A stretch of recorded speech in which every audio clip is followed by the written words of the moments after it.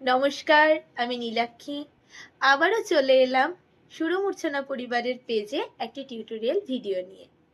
আমাদের আজকের টপিক হচ্ছে ঠাট।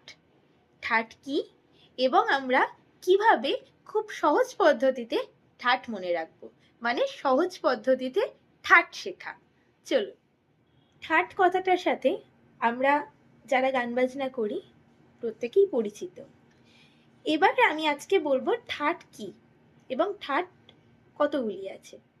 ঠাট কি সেটাকে বলি।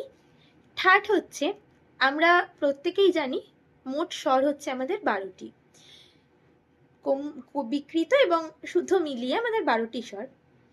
এই 12 স্বরকে বিভিন্নভাবে কম্বাইন্ড করে 10টা ঠাট বানানো হয়েছে এবং এই 10টা ঠাটের উপরে আমাদের উত্তর ভারতীয় শাস্ত্রীয় সঙ্গীতে যত রাগরাগিনী তৈরি হয়েছে সব কিন্তু এই 10টা ঠাটকে বেস করে, মানে 10টা ঠাটকে নির্ভর করে আমাদের উত্তর ভারতীয় শাস্ত্রীয় সঙ্গীতে যত রাগরাগিনী তৈরি হয়েছে। তো আমরা প্রথমে এবার 10টা ঠাটের নাম জানবো, তারপর ধীরে ধীরে জানবো কোন ঠাটে কোন স্বর ব্যবহৃত হয়। চলুন, 10টা ঠাট হচ্ছে, প্রথমেই হচ্ছে, আমরা পরপর 10টা ঠাট বলবো। প্রথমেই হচ্ছে বিলাবল, কল্যাণ, খামবাজ, ভৈরব, পূর্বী, মারবা বা মারবা, কাফি, আশাবরী, ভৈরবী, টরি। এই হচ্ছে আমাদের 10টা ঠাট। এবার আমরা জানব কোন ঠাটে কোন স্বর ব্যবহৃত হচ্ছে। চলো, প্রথমেই আসছি বিলাবলে। বিলাবলের হচ্ছে, বিলাবল ঠাটে খুব সহজ, বিলাবলে কিচ্ছু না, সব শুদ্ধ ব্যবহৃত হয়। মানে ধরুন সা রে গা মা পা ধা নি সবগুলোই শুদ্ধ। তো মনে রাখা ভীষণ সহজ, বিলাবলে সব শুদ্ধ।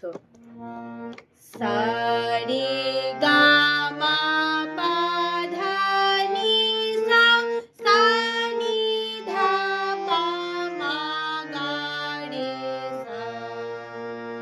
এই হচ্ছে আমাদের বিলাবল ঠাট। এবার ঠিক খুব সহজ ব্যাপার হচ্ছে পরের ঠাটে আসি, সেটা হচ্ছে কল্যাণ। তো বিলাবলে তো সব শুদ্ধ লাগে আমরা জানি, ঠিক সব শুদ্ধ থেকে শুধু মাটা মাকে করি হয়ে যাচ্ছে, মানে মাকে করি করে দিলেই সেটা হয়ে যাবে কল্যাণ। ভীষণ ইজি ব্যাপার এটা। বিলাবল ঠাটে সব শুদ্ধ লাগছে, মাকে করি করে দিলেই হয়ে যাবে ওটা কল্যাণ। তাহলে চলুন, সা রে গা মা পা ধা নি সা, সা নি ধা পা মা গা রে সা। ওটা তো কল্যাণ হয়ে গেল। এবার ঠিক সহজ, এটাও খুব সহজ, পরেরটা হচ্ছে খামবাজ। তো খামবাজে কি, সব শুদ্ধ যাচ্ছে, বিলাবলে সব শুদ্ধ, শুদ্ধ থেকে মাটা শুধু করি করে দিলে হয়ে যাচ্ছে কল্যাণ। এখানে ঠিক শুদ্ধ বিলাবল থেকে শুধু নিটাকে কোমল করে দিতে হবে, নিটাকে যদি কোমল করে দেওয়া হয় তাহলে হয়ে যাবে খামবাজ।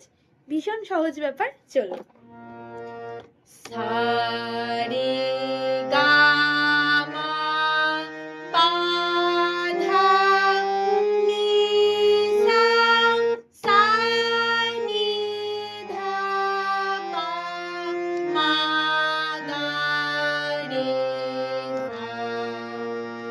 এটা হয়ে গেল খামবাজ, শুধু নিটাকে কোমল করে দিলে হয়ে গেল খামবাজ। এরপর হচ্ছে ভৈরব। ভৈরবেরও ভীষণ সহজ ব্যাপার। এই যে ধরুন সব শুদ্ধ লাগছে বিলাবলে, তো ঠিক শুদ্ধ থেকে আমরা শুধু রেটা আর ধাটা যদি আমরা কোমল করে দিই তাহলে হয়ে যাবে ওটা ভৈরব।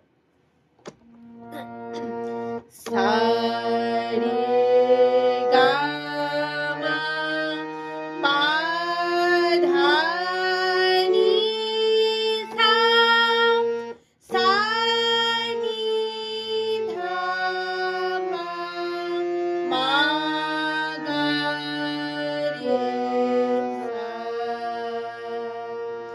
এটা হয়ে গেল ভৈরব। এরপর আসছে পূর্বী, মানে 5 নম্বর ঠাট। দেখুন, পূর্বীতে খুব সহজ একটা বিষয় আছে মনে রাখার। আমরা ভৈরবে কি করলাম, রে আর ধাকে আমরা কোমল রাখলাম, সেম রেধাকে আমরা কোমলি রাখবো পূর্বীতে, তার সাথে আমরা কি করব, মাকে কড়ি করে দেব। ব্যাস পূর্বী হয়ে গেল, রেধা কোমল থাকলো আর মা কড়ি হয়ে গেল।